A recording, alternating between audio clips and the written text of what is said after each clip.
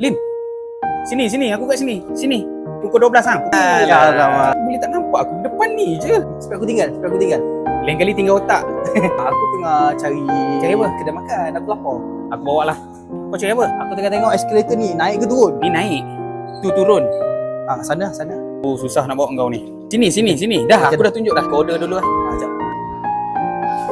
Buat apa tu? Aku tengok menu. Cari kedai lain lah.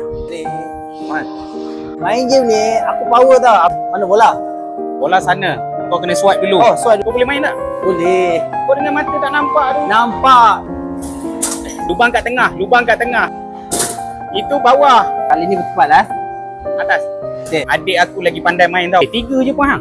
Lim, kau boleh nampak ke Lim? Skrin ni boleh tahan jauh ni. Tekan apa kan? Oh ni. Okey.